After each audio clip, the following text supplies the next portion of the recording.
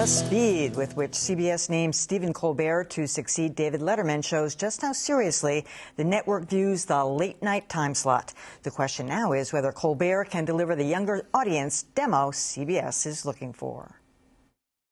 It's The Late Show. A television fixture for over 30 years, David Letterman is the last of late night's old guard. One of our writers, Joe Grossman, came up to me and I said, please don't do that. Yeah. With his wry humor and signature top 10 lists, Letterman set the bar for the genre. But his time has come. It's been great. You've been great. The network has been great.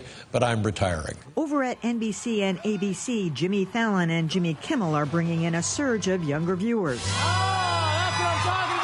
Little surprise then that CBS quickly announced Stephen Colbert as Letterman's successor. Welcome to the report. Good to have you with us, ladies and gentlemen. CBS Chairman Leslie Moonves says Colbert was the clear choice. I think he brings an originality.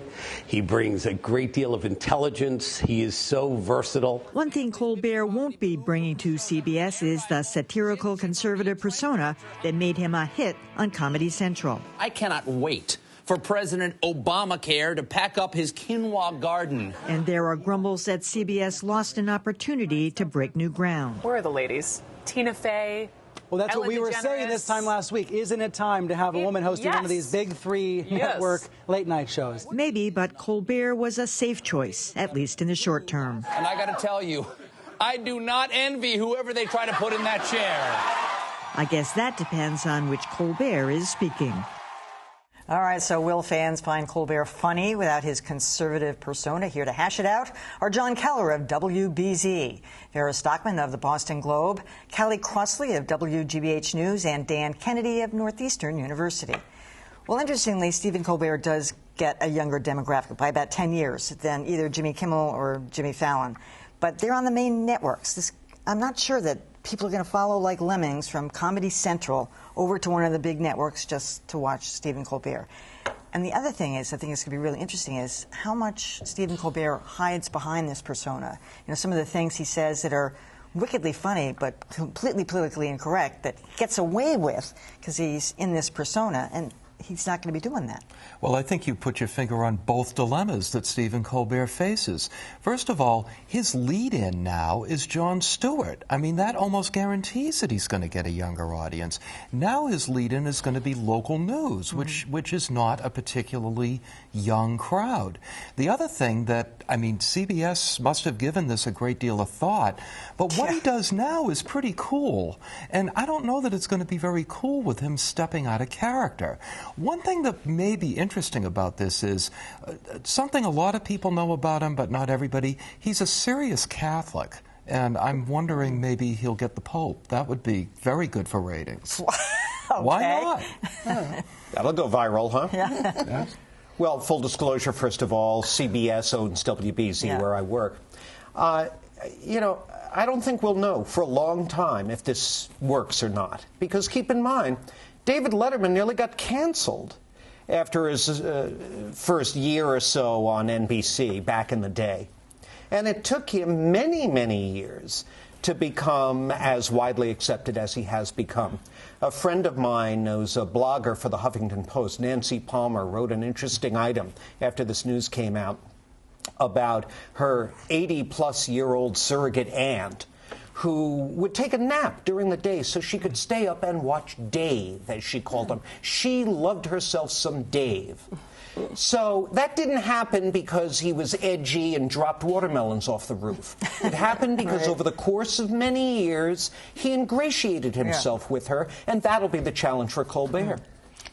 They're not going to give him that long to do it. That's my prediction, because everything is speeded up now. What I think is interesting is that, and many people have written about it, is that the other guys, Kimmel and Fallon, really work the web, particularly Jimmy Fallon. Jimmy Fallon bits are hilarious, and they can be moved around in so many different ways, so that you could just follow him on one bit alone. I saw it with Audra McDonald singing the answers to Yahoo, and he played the piano. I mean, come on, that's still going around. So I don't see Stephen Colbert doing those kinds of bits. Plus, I'm not certain he's a good interviewer, just a good interviewer, which is what you need in that seat. You can bring the humor, but you got to be a good interviewer. Right, we don't know, because he plays an annoying persona right right now that never lets his guests get a word in edgewise. And it's far from certain whether he's going to hit it off the park, because I was there in 2006 when he did the White House Correspondents' Dinner, and I think he bombed people. It was mean-spirited humor, and so it just didn't work. It didn't work in Washington. And I like Stephen Colbert. I don't love Stephen Colbert. I feel like I would have loved to see Ellen. I would have loved to see Ellen. I would have loved to see Key and Peele. I mean, they are original. Oh, no, yeah, I mean, that's right. What do you have to be a nerdy guy with glasses to replace David Letterman? Hey, watch it there, Farrah.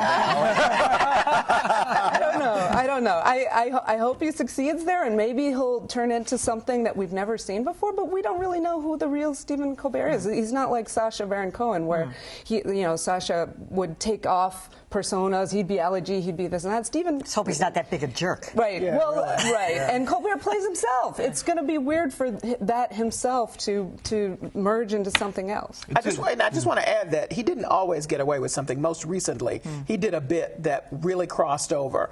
He was trying to make fun of the Koch brothers, and he did a bit in which he engaged in stereotyping of Asian Americans, and that did not play. I mean, I think folks got where he was going, but it was not necessary. And he's made a career out of stereotyping conservatives. So how do you win back half the heartland of America? You know. It's interesting that you say that his White House Correspondents' Dinner routine didn't play, because I don't think it played in the room, but it was brilliant TV, and maybe maybe that's the secret to his success. The question is, can he have that kind of an impact out of character? And we just don't every know. day. And every day. Well, he's on every day. Yeah. By the way, Jimmy Fallon did a hilarious thing this week. About 50 news anchors across the country reported that Andy Rooney died this week. What? They were talking about how much they loved Andy Rooney, and it was Mickey. And these were news people. What? That's gone viral too. Yes. Well, who didn't love Andy in those Exactly. Debbie Garland movies? What a great pair they were. Yeah, I have it on my computer. I'll send it to you. Oh, my God.